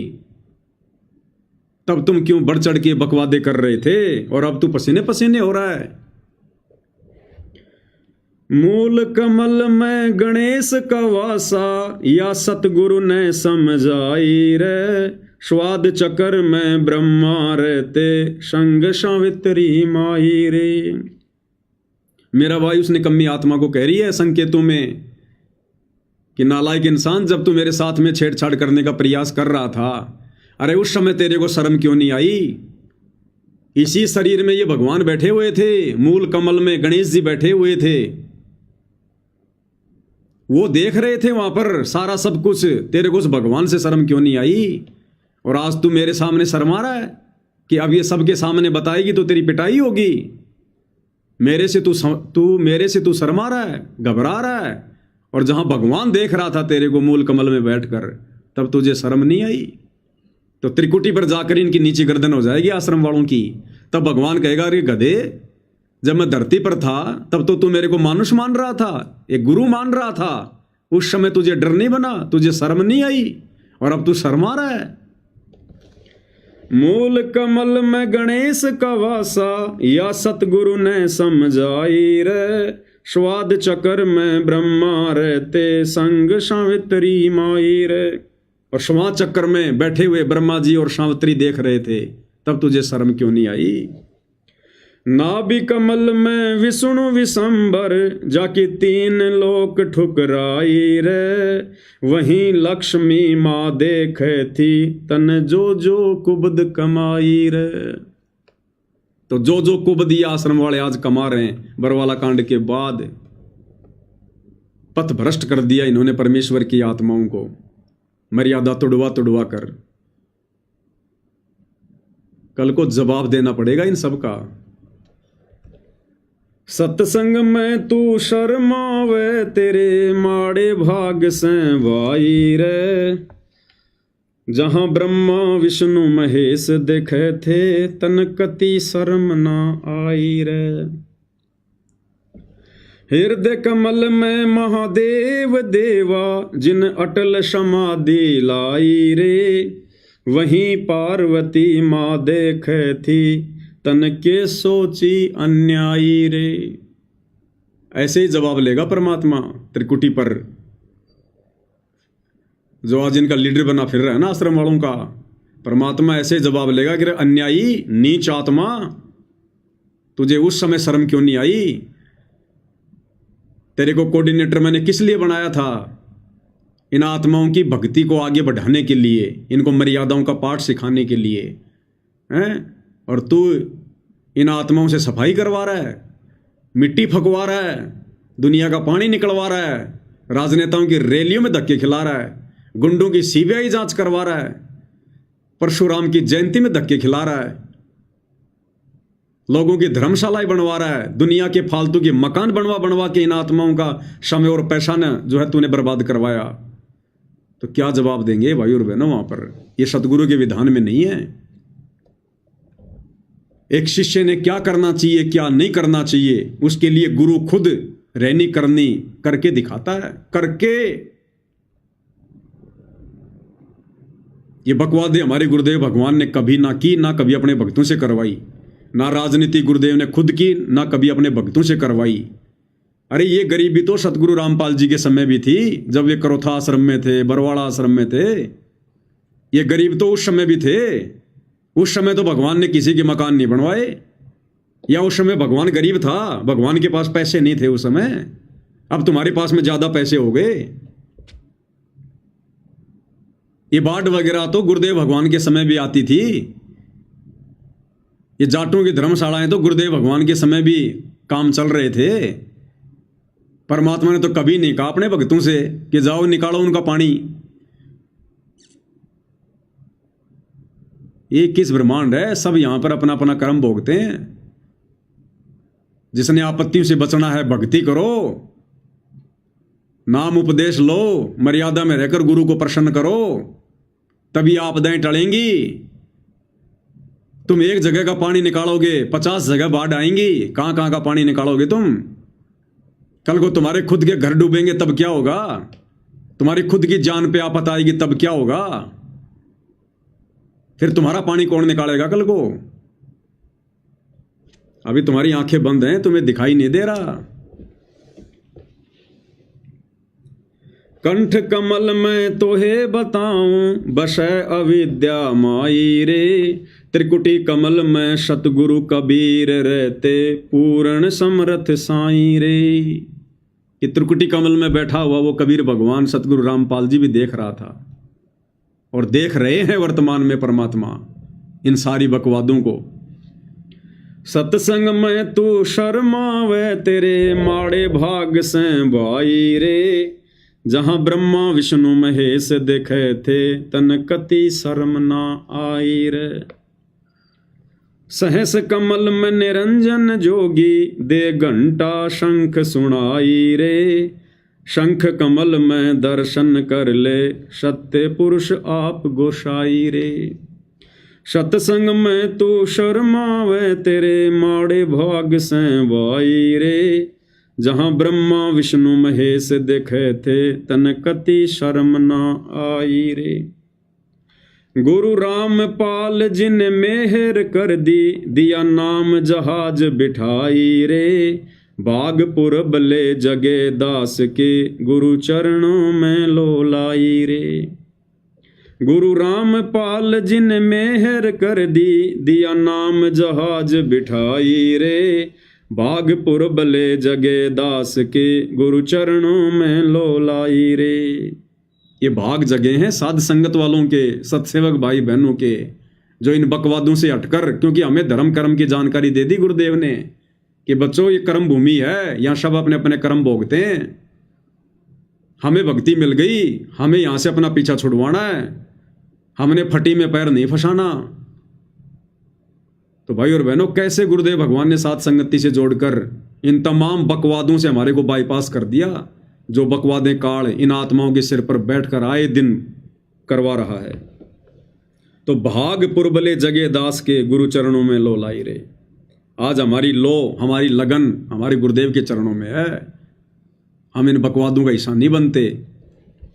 सत्संग में तू शर्मावे तेरे माड़े भाग से भाई रे, जहां ब्रह्मा विष्णु महेश देखे थे कति शर्म ना आई रे।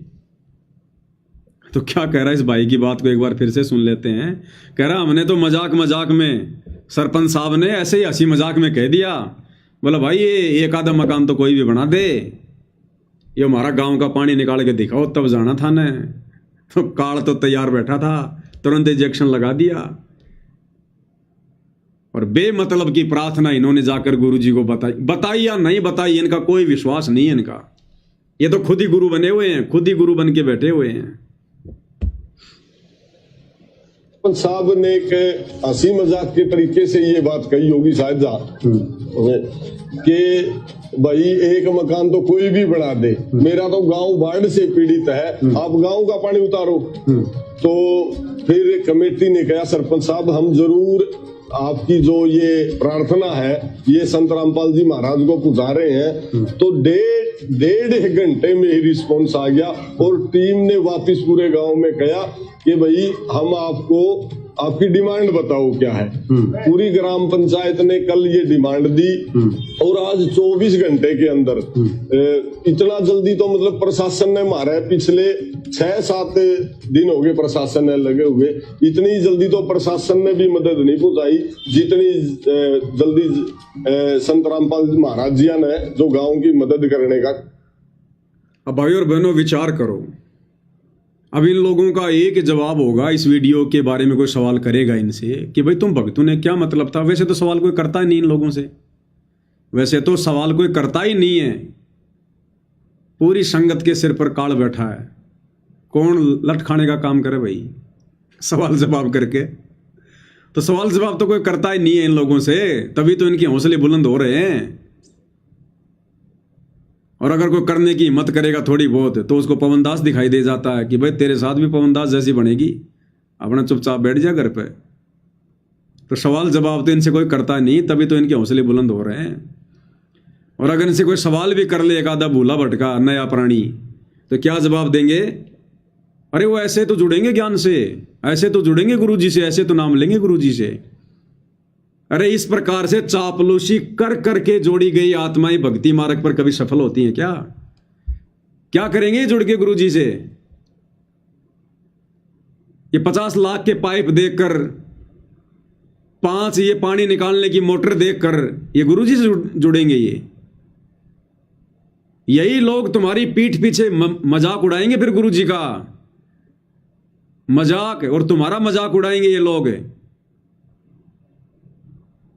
और पता नहीं क्या क्या कहेंगे कि इसे मूर्ख नहीं देखे हमने जिंदगी में कदे, और तुम्हारे से फिर ऐसे काम करवाएंगे। ये छोटी मोटी कोई ऐसी इनको जरूरत होगी तुरंत तुम्हें फोन करेंगे, और यदि तुमने इन जगत वालों के एक भी कार्य को करने से मना कर दिया, क्योंकि इनको थोड़ी पता तुम्हारी मर्यादाओं के बारे में, तुमने मान लो इनके 70 काम कर दिए, और यदि एक काम तुमने नहीं किया, ये जगत है, जगत किसी का नहीं होता, तुम्हारे 70 काम पे पानी फेर देंगे ये 70 काम पर। और क्या न्याल करेंगे फिर ये नाम लेके, अरे ज्ञान समझ के थोड़ी नाम लेंगे फिर ये तो ये सोच कर लेंगे कि बाबा रामपाल ने हमारे गांव की मदद करी, चलो ले लेते नाम देखांगे। और कौन सी मर्यादा निभाएंगे फिर ये, नाम भी लेंगे तो फॉर्मेलिटी के लिए, कोई इक्का दुक्का अगर नाम भी ले लेगा इस गांव का तो फॉर्मेलिटी के लिए, काम उसने सारे फिर वही करने हैं। तो क्या न्याल करेंगे नाम लेकर भी, भगत बनकर भी। और भाई सतगुरु रामपाल जी ने इस प्रकार लोगों की चापलूसी करके भगत नहीं बनाए, चापलूसी करके भगत नहीं बनाए।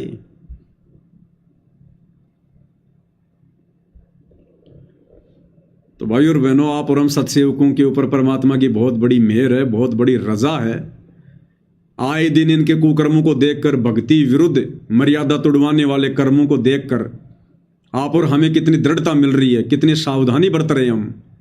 और बारंबार गुरुदेव भगवान से प्रार्थना करते हैं कि परमेश्वर हमारी बुद्धि पे तो आप ही सवार रहना, इस काल को तो आश्रम वालों की बुद्धि पे सवार रहने दो। परमात्मा हमें तो बचाना ऐसे मनवस कर्मों से। ये दुनिया को खीर खिलाते खिलाते हमारे को असंख्य जन्म हो गए, गधे कुत्ते सुअरी बने हम, इससे ज्यादा कुछ भी हमें लाभ नहीं हुआ। और गुरुदेव भगवान ने एक सत्संग में हमारे को यही समझाया। इन सत्संगों को आधार बनाने के चलते तो आज हम भाई बहन बचे हुए हैं। इस सत्संग में गुरुदेव भगवान ने हमें एक छोटी सी कथा सुनाई है, छोटी सी कथा, और बार बार सुनाते हैं गुरुदेव, लेकिन निष्कर्ष क्या होता है इन कथाओं का। एक दरोगा की कथा सुनाई गुरुदेव ने, एक दरोगा और उसके मित्र की। सत्संग तो हम सब ने कई बार सुन रखा है, लेकिन अब काम आएंगे ये कथाएं हमारे। शिक्षा क्या है अब समझ में आएगी। एक व्यक्ति था, वो किसी थानेदार का मित्र था, दरोगा का, एसएचओ का, और उस व्यक्ति का पड़ोसी उसको दुखी करता था, लड़ाई झगड़ा करता था। एक दिन उसने जाकर थाने में अपने मित्र दरोगा से कह दिया कि ऐसे ऐसे मेरा मित्र है पड़ोसी, मुझे बहुत दुखी करता है। दरोगा ने क्या कहा कि तुम मार उसके सिर में लठ, मैं अपने आप देख लूंगा। अब उस व्यक्ति ने अपने मित्र की बात को मानकर और राजा के संविधान को तोड़ दिया और अपने पड़ोसी के साथ में झगड़ा करके उसके सिर में लठ मार दिया। लठ मारते ही वो मर गया। मरने के बाद में जब जांच पड़ताल हुई तो राजा ने, सरकार ने उसी क्षेत्र के उसी दरोगा को, जो उसका मित्र था, उस दरोगा को भेजा कि उसको पकड़ के लेके आ, क्योंकि वो उसी के क्षेत्र में था। वो आदेश देने वाला ही फिर उसके हाथ में हथकड़ियां डाल के उसको पकड़ के लेके जा रहा है, क्योंकि उसने एक व्यक्ति के कहने पर, अपने मित्र के कहने पर राजा का विधान तोड़ दिया। सजा का भागी हुआ, फांसी टूटी उसको। अब ये कथाएं आज हमें समझ में आएंगी। ये बरवाला कांड 2014 हमारे ही मित्र, हमारे ही गुरु भाई सतलोक आश्रम वाले, जो आए दिन भगत समाज की मर्यादाएं तोड़वा रहे हैं, काल प्रेरणा से तरह तरह के भक्ति विरुद्ध कुकर्म करवा रहे हैं। कभी स्टेडियम बनवाते हैं, कभी आश्रमों में हॉस्पिटल खुलवाते हैं, कभी जाटों की धर्मशाला बनवा रहे हैं, कभी गुंडों की सीबीआई जांच करवा रहे हैं, अयोध्या में भंडारा लगवा रहे हैं आन उपासकों के लिए, आरक्षण में भक्तों को बैठा रहे हैं, चंदे में भक्तों का दान का पैसा लुटा रहे हैं, बर्बाद कर रहे हैं। आन उपासना में भक्तों को भेज रहे हैं परशुराम की जयंती में, नकली कबीर पंथियों की जयंती में सिरसा अनाज मंडी भेज रहे हैं, और भी ना जाने तरह तरह के कर्म। और नादान संगत ने इन लोगों की बातों में आकर और परमात्मा का संविधान तोड़ दिया। इन दरोगा रूपी कोऑर्डिनेटरों के कहने पर, इन दरोगा रूपी गुरुदेव के कलयुगी परिवार के कहने पर इस नादान संगत ने राजा का संविधान तोड़ दिया, भगवान का, सतगुरु का, कबीर भगवान का। सतनाम के नियम में गुरुदेव ने लिखा है कि बच्चों हमने तो कोई गेम भी नहीं खेलना मोबाइल में भी, और इन्होंने धनाना गांव में स्टेडियम बनवा दिया बैडमिंटन का। दरोगा के कहने से राजा का विधान तोड़ दिया। बार बार आपको ये बातें दास ने बताई है, बताता रहता है। और अंत में फिर क्या बनेगी इनके साथ में? उस व्यक्ति ने भी बड़ी खुशी खुशी अपने मित्र दरोगा की बात मानकर और पड़ोसी के सिर में लठ मारा था, फांसी टूटी उसको, फांसी। आज ये नादान संगत इन कोऑर्डिनेटरों के कहने पर, गुरुजी के परिवार के कहने पर हंसी हंसी, खुशी खुशी राजनीतियों में जा रही है, दुनिया भर के पाखंड कर रही है, इनके कुकर्मों में सहयोग कर रही है। कल को सजा भोगनी पड़ेगी क्योंकि तुम सतगुरु का संविधान तोड़ के काम कर रहे हो। ये नहीं बचाएंगे तुम्हें, ये तो साइड में हो जाएंगे। ये कोऑर्डिनेटर नहीं बचाने वाले, ये खुद सजा के भागी हैं। तुम्हें क्या खाक बचाएंगे? क्या कह रहे हैं गुरुदेव भगवान? शास्त्र विधि को त्याग कर जो मनमाना आचरण करते हैं उनको परम सिद्धि होती है, ना कोई परम गति, ना कोई सुख होए। शास्त्र विधि को त्याग कर जो मनमाना आचरण करते हैं, शास्त्र विधि क्या? जगत के हिसाब से वेद, गीता, कुरान, पुराण, इन शास्त्रों में जो परमात्मा प्राप्ति की विधि है उसको छोड़कर जो मनमाना पूजा पाठ करते हैं उनको ना कोई सिद्धि हो सकती। सिद्धि यानी उनकी भक्ति कभी सिद्ध नहीं हो सकती, उनके कार्य कभी सिद्ध नहीं हो सकते, ना उनको सुख हो सकता, अर्थात 84 लाख योनियों का झंझट नहीं मिटेगा। और भक्ति मार्ग में शास्त्र विधि को त्यागना क्या है? भक्ति मार्ग में शास्त्र हैं, गुरुदेव के सत्संग, गुरुदेव की पुस्तकें। तो गुरुदेव के विधान को त्याग कर, गुरुदेव की पुस्तकों में लिखे वचनों को त्याग कर, गुरुदेव के सत्संग रूपी आदेशों को त्याग कर, और ये मनमाना आचरण जो गुरुदेव का परिवार करवा रहा है, कोऑर्डिनेटर करवा रहे हैं, इनके कहे अनुसार करना, ये शास्त्र विधि को त्याग के मनमाना आचरण है। ये भक्ति सिद्ध नहीं होगी भक्तों की, कितनी कोशिश कर लो। अब ये पितरों की पूजा, श्राद्ध निकालना कहां से प्रारंभ हुआ? इन पितरों के संकेत पितरों के, ये श्राद्ध निकालना, ये पितरों की पूजा करना कहां से शुरू हुआ? इन पितरों के संकेत से। इन पितरों ने किसी किसी में प्रवेश करके कि मेरे श्राद्ध निकालो, ये करो, वो करो। जैसे रुचि ऋषि को उसके पूर्वजों ने जो पितर बने हुए थे उन्होंने दर्शन दे दिए और वेदों के अनुसार साधना कर रही उस आत्मा को भ्रमित करवा दिया, वापस उसको कर्मकांड में लगवा दिया, श्राद्ध निकलवा दिए। इसी प्रकार ये पितर हैं, ये सतलोक आश्रम वाले, गुरु जी के परिवार वाले, कोऑर्डिनेटर, ये हम भक्तों के लिए ये पितर हैं, ये पितर। और ये पितर अपना मनमाना आचरण हमसे करवा रहे हैं। और क्या होगा फिर, इसका नतीजा क्या निकलेगा अंत में? या किसी ऋषि आदि के कहने तक हमने वो शुरू कर दिए, जबकि भगवान का आदेश नहीं है। जैसे किसी व्यक्ति का, गांव में एक व्यक्ति का दोस्त एसएचओ था, थानेदार, और उस व्यक्ति ने अपने दोस्त से कहा कि मेरा एक पड़ोसी है, मुझे बहुत तंग कर रहा है, नाक में दम कर रखा है उसने, रोज परेशान करता है, शराब पीकर गाली देता है, कभी कुछ करता है, तो क्या इलाज करूं? एसएचओ बोला कि मार लठ सिर में, माफ देख लूंगा। बोला 2 मार लठ उसके, माफ देख लूंगा। अब थानेदार की पाक ठाड, एसएचओ का पाक सहारा, उसने जाकर अपने पड़ोसी का लठ मारा, मारते मर गया। तो वो एक दोस्त थानेदार उसका हथकड़ी लगा के लाया, अंदर कर दिया, ठाके फांसी टूट गया। ये आदेश किसका था? एक व्यक्ति विशेष का। ये आदेश किसका था? एक व्यक्ति विशेष का। इसी प्रकार वर्तमान में जो कुकर्म संगत से करवाए जा रहे हैं, ये आदेश हैं किसके? ये व्यक्ति विशेष के आदेश हैं, इन कोऑर्डिनेटरों के आदेश हैं, गुरुजी के कलयुगी परिवार के आदेश हैं।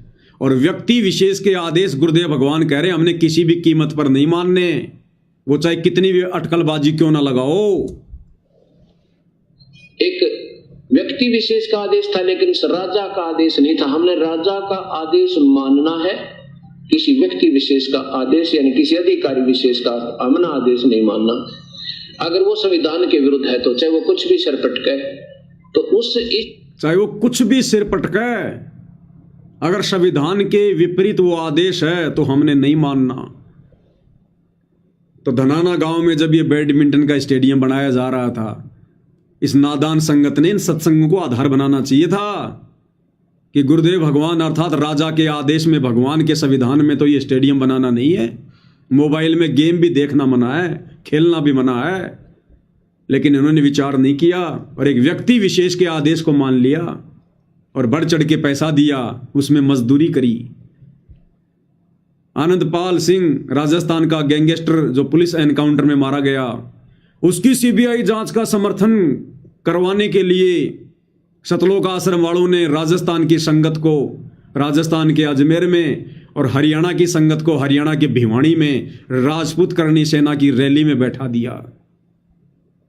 उस रैली में जाने वाले नादान भक्तों ने विचार करना चाहिए था कि ये गुरुदेव भगवान के आदेश नहीं है, ये राजा के आदेश नहीं है, गुरुदेव के भक्ति संविधान में ये पाखंड नहीं है।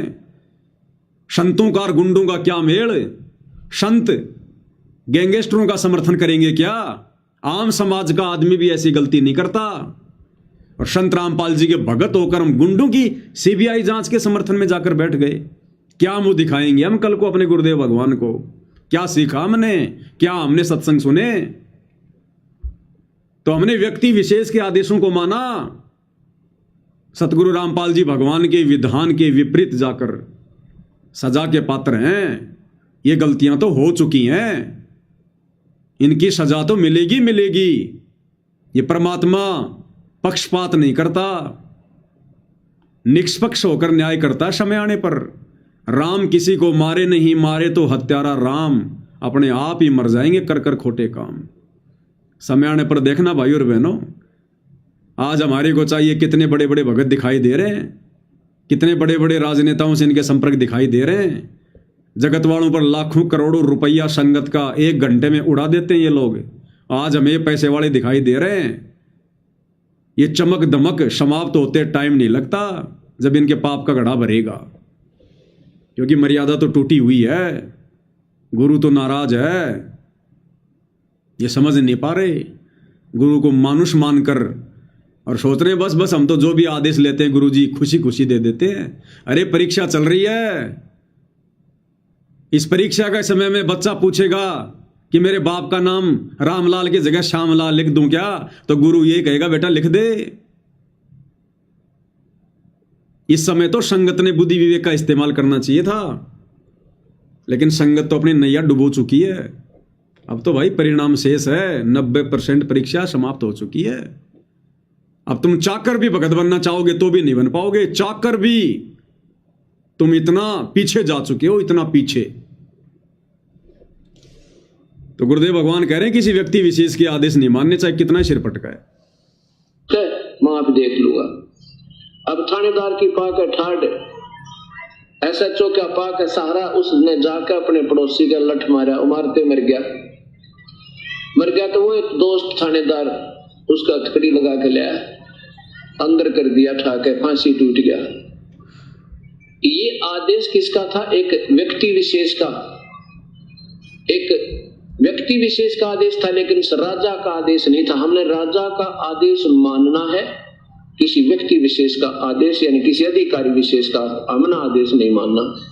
अगर वो संविधान के विरुद्ध है तो चाहे वो कुछ भी सर पटके, तो उस इसी प्रकार जैसे ही दास आपको दिखाएगा एक मार्कंडेय पुराण, किसी व्यक्ति विशेष का आदेश नहीं मानना। अगर वो राजा के विधान के खिलाफ है तो चाहे कितना ही सिर पटके।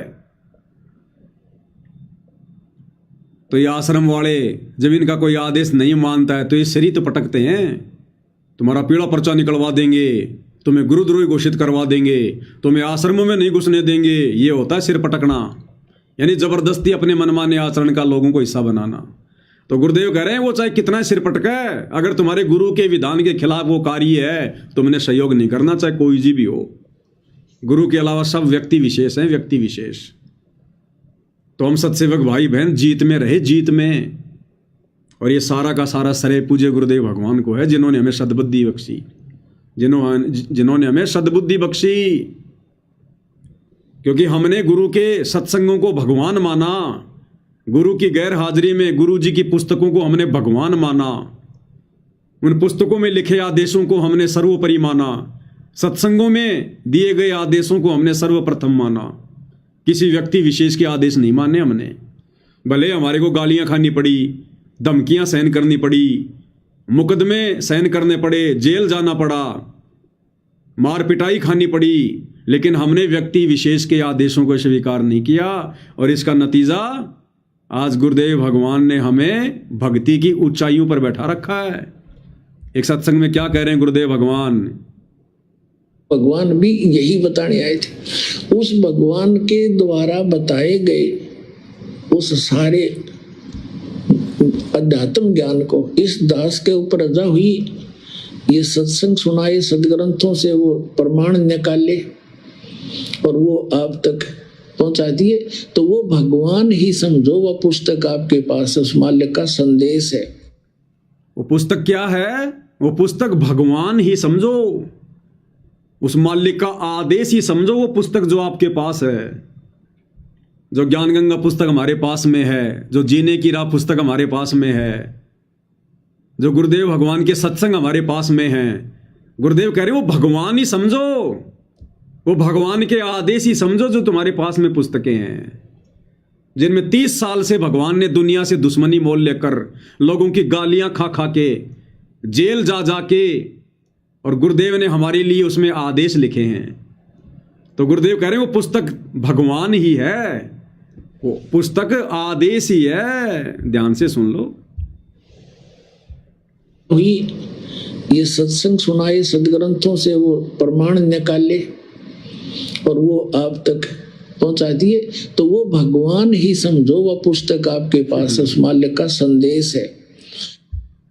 भगवान ही समझो, पुस्तक उस मालिक का आदेश है वो। तो हमने क्या भगवान के आदेश माने? हमने क्या, हमने सत्संग सुने? क्या हमने पुस्तकें पढ़ी? फिर गुरुदेव कह रहे हैं उन पुस्तकों को ही भगवान मानो, भगवान का आदेश है वो पुस्तकें।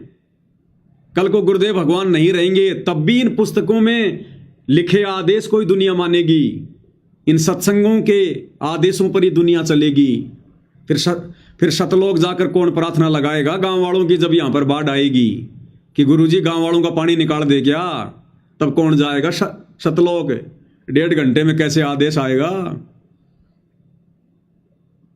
तो भाई और बहनों, आप और हमने ज्ञान को आधार बनाया, पुस्तकों को अपना गुरु बनाया, अपना भगवान बनाया। इन पुस्तकों में, सत्संगों में छुपे आदेशों को, गुरुदेव की मर्यादाओं को हमने सर्वोपरि माना। इसलिए आज गुरुदेव भगवान हम सत्सेवकों को अपने गोद में उठा के चल रहे हैं, अपने गोद में उठा के। हमसे जरा भी मर्यादा में त्रुटि नहीं होने दे रहे गुरुदेव भगवान, क्योंकि ये समय ही मर्यादाओं में रहकर भक्ति करने का है, गुरु को प्रसन्न करने का है। और काल तो भाई बकवाद करवाएगा, वो तो बराबर की शक्ति है, अपने स्तर पर वो भी बराबर की शक्ति है, बराबर का जोर लगा रहा है। वो दिखाई नहीं दे रहा, लेकिन भगवान से भी ज्यादा प्रयास वो कर रहा है, भगवान से भी ज्यादा चिंता उस काल को है। तो वो कैसे भक्ति करने देगा भाई? वो तो शहर में झाड़ू लगवाएगा, कचरा साफ करवाएगा, दुनिया भर की धूल मिट्टी तुम्हें खिलाएगा, दुनिया का पानी निकलवाएगा, गुंडों की सीबीआई जांच में बैठाएगा, आरक्षणों में बैठाएगा, तुम्हारा समय बर्बाद करवाएगा, तुमसे आन उपासना का हिस्सा बनवाएगा, तुमसे लोगों की धर्मशाला बनवाएगा, लोगों के मकान बनवाएगा, तुम्हारा समय और समाशय बर्बाद करवाएगा, तुम्हारे दान धर्म का दुरुपयोग करवाएगा। वो यही करवाएगा और यही वो करवा रहा है, क्योंकि वो संगत में पूरी तरह से एक्टिव है, एक्टिव। वो सबके सामने प्रकट नहीं होता, वो अपना कार्य दूसरे में गुप्त प्रेरणा करके, कुप्रेरणा करके करवाता है। जैसे वर्तमान में इन आश्रम वालों में कुप्रेरणा करके, कोऑर्डिनेटरों में कुप्रेरणा करके, गुरुदेव के कलयुगी परिवार में कुप्रेरणा करके भली भांति अपना काम निकाल रहा है। और संगत बिल्कुल बेखबर है, पता भी नहीं संगत को क्या हो रहा है, हम किस दिशा में जा रहे हैं। तो भाई और बहनों, गुरुदेव भगवान ने आप और हमें जो सद्बुद्धि बख्शी है, जो मेहर आप और हमारे ऊपर बख्शी है, हमारी ज्ञान वाली आंखें खोल रखी हैं, इसके लिए भाई और बहनों हम गुरुदेव भगवान का जितना धन्यवाद करें उतना कम है, जितना धन्यवाद करें उतना कम। तो भाई और बहनों, हम हर स्थिति में गुरुदेव भगवान के ज्ञान को ही आधार बनाकर आगे बढ़े, तभी हमारा हित है, तभी हमारा भला है। क्योंकि परमेश्वर ने तो हमें चुन लिया है। अब चुनी हुई आत्माओं की ट्रेनिंग चल रही है। इस ट्रेनिंग में हमने बिल्कुल भी डगमग नहीं होना है। चाहे कोई भगत साथ संगति में आओ, चाहे कोई भगत साथ संगति में जाओ, हमने अब जो भी निर्णय करना है गुरुदेव के ज्ञान को आधार बनाकर करना है। अब ये देखा देखी का निर्णय नहीं चलेगा। अगर किसी ने देखा देखी करी, उनकी भी वही दुर्गति होगी, फिर जो दुर्गति इन आश्रमों से जुड़ी संगत की हो रही है। तो भाई और बहनों, आज की साथ संगति में केवल इतना ही। पूज्य गुरुदेव भगवान हम सभी को सद्बुद्धि प्रदान करें, हमारा मार्गदर्शन करें, हमें आशीर्वाद प्रदान करें। इसी के साथ साथ संगति को विराम देते हैं। बंदी छोड़ सतगुरु रामपाल जी परमेश्वर जी की जय हो।